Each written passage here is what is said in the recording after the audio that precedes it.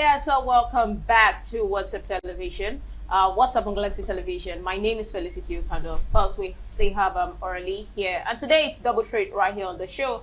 We'll have another guest for you. Of course, we're bringing you something very special this morning. All right, our guest this morning is Alex O.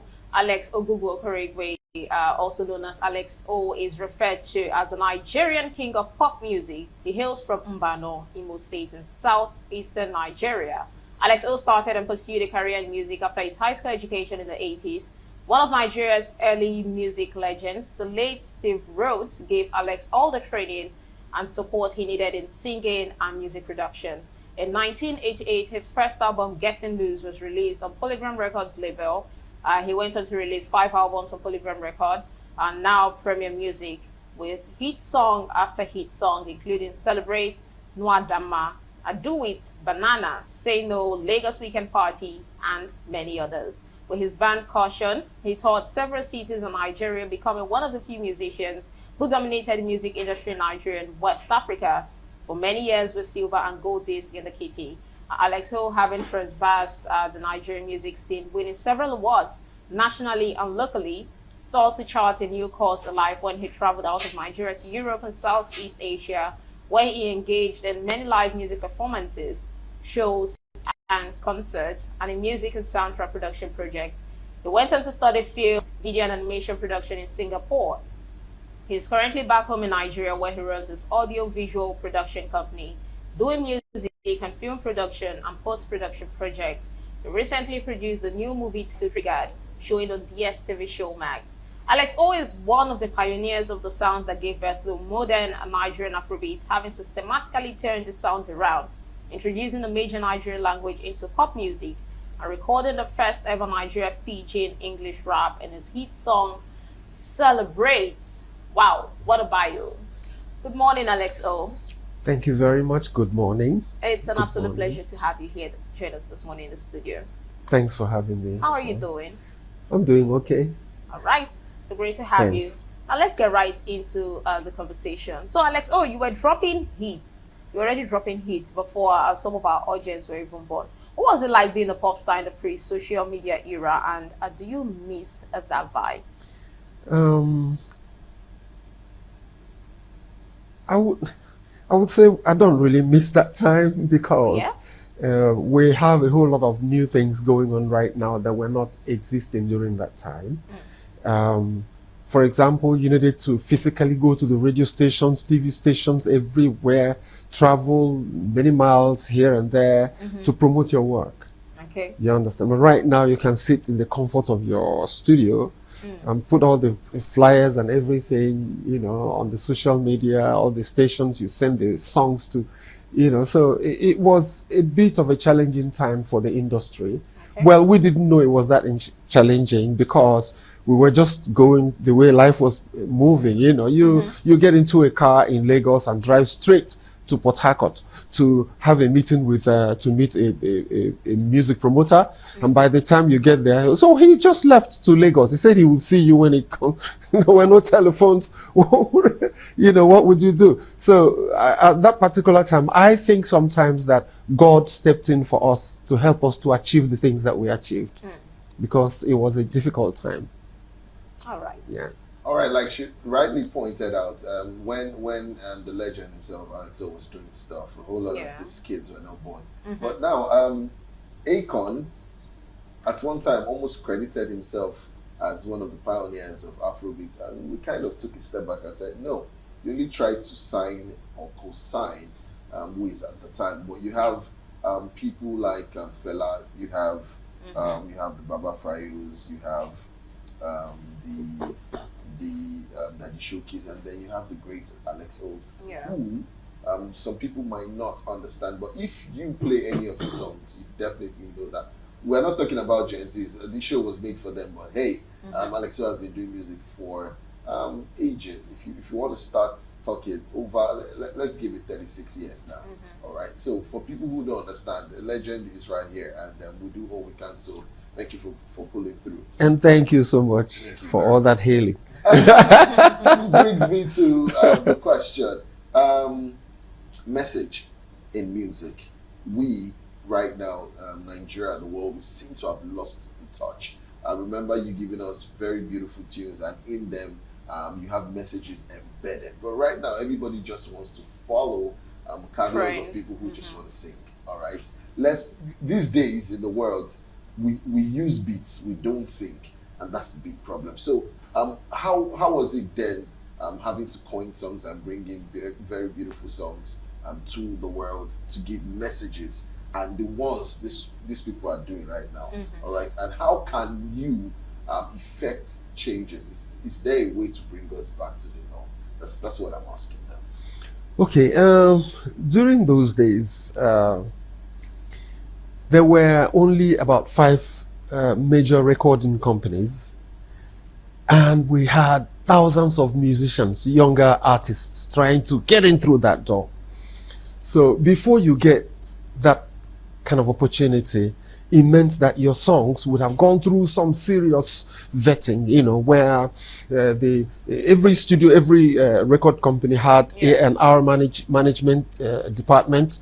They go through your songs, they go through, the marketing manager will come and check, can we market this, can we sell this, so you needed your songs to make a lot of sense to a lot of people before they will say, okay, let's sign this artist.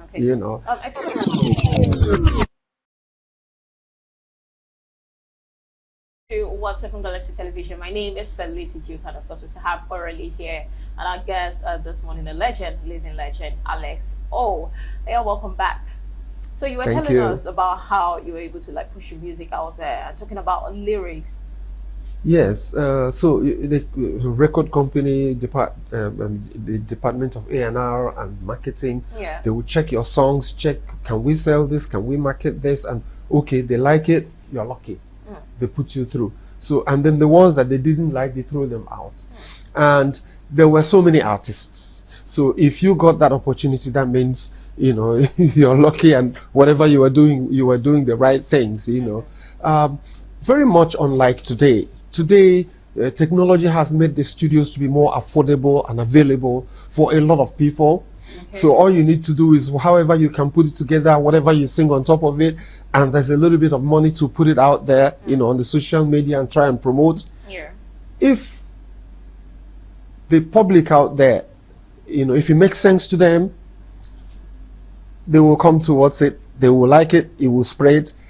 If it didn't make sense, that's a gamble, and that's money thrown down the drain, you understand? So right now, it's a whole lot different, because people can now afford to do all that. During those days, how do you even get the studio time for sessions in the recording studio?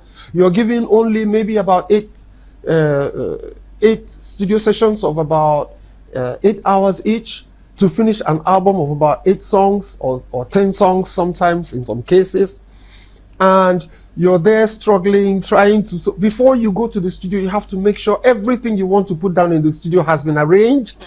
You have to do your homework well, so when you get to the studio, you just put this one down, put that one down, and sometimes when you don't finish, and you're about to, okay, let's say, okay, I will come back to finish the mixing of this particular, the moment you step out of the studio, somebody else comes in to work with the same studio and equipment, and you have 1001 knobs on the mixer that's been twisted and just, changed and all that. So when you come back next time, you're not going to have the same sound.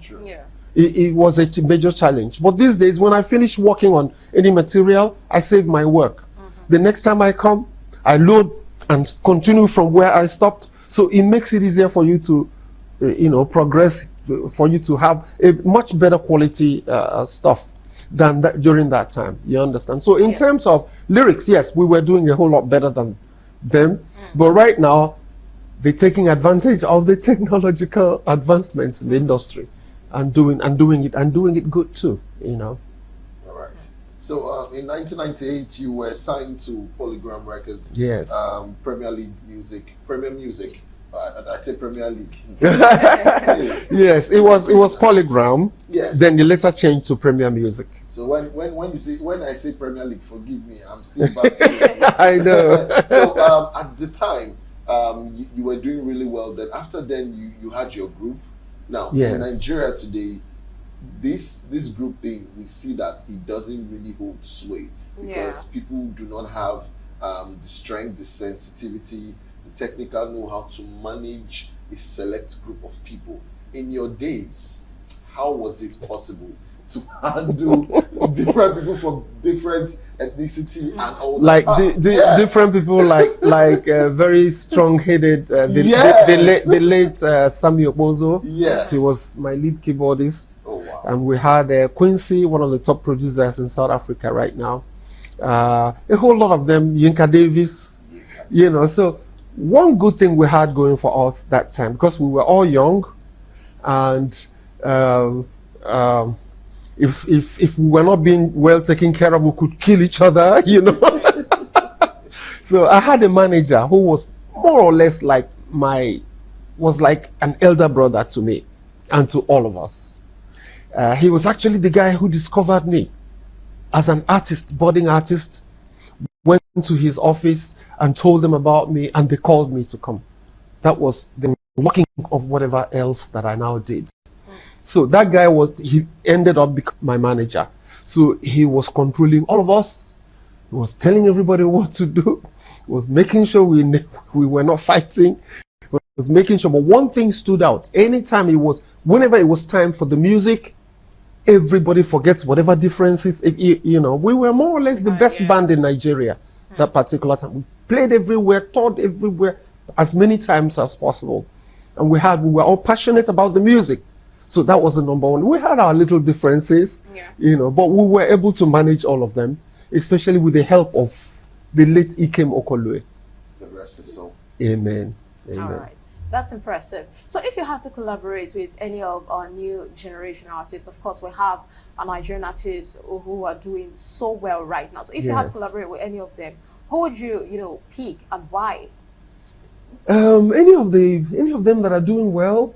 I don't want to mention them because there are so many of them. You don't want to mention one person and then you understand. But they're all doing well. You know, they're doing well. They've taken advantage of the technology that came. They've taken advantage of the resources that now came along.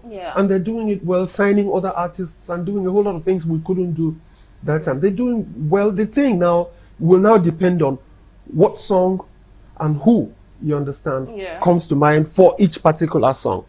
You know, but a whole lot of them are doing very well, like I said. You know, whether Davido, Wiz, Burna Boy, even P Square. Who again? I can work with any of them, actually. I can. That's really nice. Yes. All right, so let's talk about, you recently produced the movie, which is currently showing on the STV Show Max, I forget. So what inspired you to move from music to film? What pushed you? What was the thing that made you switch? Okay, before I even studied film, I was always fascinated by visual effects. You know, every time I'm watching a movie and I see some particular visual effects scene, and I try to figure out how could they have done it? How did they, you know, how I start to think. So it's always the things that it's always part of the things that I look out for in movies. So when I got the opportunity to study it, I just took it all in and started getting to do it. So when I came back to Nigeria, you know, I started to work with some of the film producers, doing visual effects for their movies, doing color, doing, you know, general post-production, and being a musician as well. I also do soundtracks and all that. I've been doing all of that, and also studying how the industry, you know, was also working, you know, how. So I write a lot of stories. So I wrote that particular one, and I spoke to one of my big sis, you know, and said, "Can we do this?" And she said, "Yes." We put it, you know, down. I produced it, did the post-production work, and so it's always something that I've always wanted, you know, to do. And now that we have the AI technology, so we're going to go more into more movies, and also making use of the AI technology to take care of some of the things that were a bit difficult for us to do, like simulation of certain scenes. You know, if you're into motion graphics, you will understand what I'm saying. It can be a bit of a challenge, you know, 3D, doing all this, the car in 3D, you want to crash in 3D and all this. But now, with AI technology, yes, it's easier.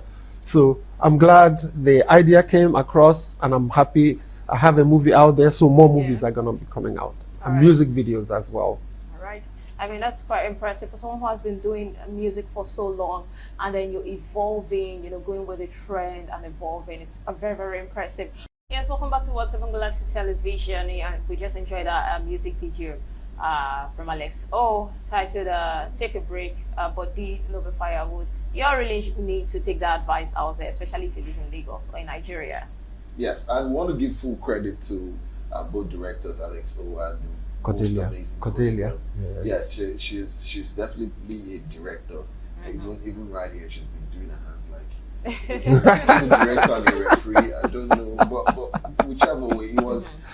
May we also impute that video you guys watched is all AI, apart from the sound production and all that. That's all AI. I was like, Alexa was looking like a 22-year-old. What's going on? Yeah, that's true. You know, I loved it. And I was like, is this man, is he the next Daniel? Because he had issues with the Lions and really, really good. So I feel like that's the next step for Nigerians, but that's a very beautiful one. Kudos to Thank you, Cordelia. Very beautiful.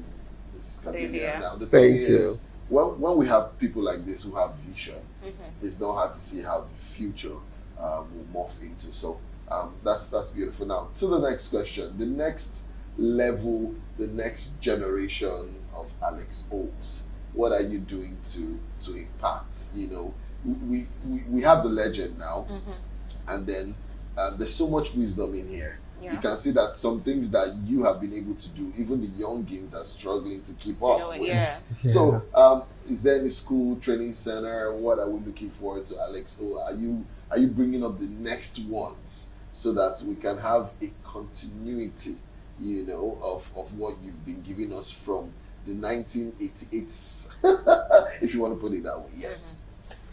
Okay. You know, the younger ones, they actually have a mind of their own. You know that they have their own minds, their own ways of doing things, and we respect that.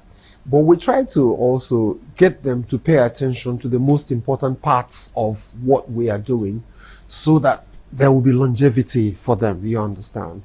Like, most of them just look at music as just one of those things you hint a friend to give you a beat, and they give you a beat, and then you hum on top of it. And you need to, it's like any other profession. You need to actually study. If you can't study, learn how to play instruments. Find a way to know how to put instruments together and be able to have some good song. The reason why that is important is you can meet your friends, they put a beat together for you. Okay, you try and sing something on it. Luckily for you, it gets out there and you get popular. Now, what happens next? And maybe by that time you would have quarreled with your friends because they think you've made a lot of money now. You didn't give some to them. Now they don't want to make another one for you. And you're not able to put it together yourself. It becomes a problem. So they have to engage with a lot of learning, whether visuals, whether it's the music itself. And then on the visuals, a couple of people have called. We're considering it, you know, about helping to spread the knowledge, you know, but it all still has to do with what they want to do and how they want to go about it. During our days, for example, my first album came out, and a lot of people were thinking, oh, it's a bit foreign. It's not, is it Nigerian? You understand. That is the reason why I now brought the pidgin rap second time around. Make we take some time to bubble and shuffle. I'm sure you remember. Okay, your mom and your dad. I'm not Gen Z. Yes. Luckily. We heard that as well. Yes, so, and then songs like with vernacular choruses like Wadama, like, you know, Anwuta, like some of those. Yes, so we started bringing all that in, and everybody got more relaxed with the songs, and that's when more things started happening. So I encourage them to be as innovative as possible as well, but learn more. Everything we're doing today is towards making it better, raising the bar so that more people can compete and move, and the industry keeps moving up and forwards and upwards. That's the whole idea. Thank you so much, Alex. So quickly before we let you go, can you give us your social media handles? Okay, on Instagram is official.alexo. YouTube is Alex O Official. Okay. TikTok is Alex O _ music. All right. Yes. All these three, and then Facebook, Alex Ogugwa Okoriwe. Thanks for pronouncing it correctly. I'm Igbo, so. Oh, you are okay. Not very Igbo. Not Yes. not some Igbo. Some Igbo right. people may not know. There are some Igbo Lagos Yes. who don't know. So. Yes. All right, thank you so much, Alex O. My We pleasure. appreciate you. All right. My pleasure. Thank you. You're welcome.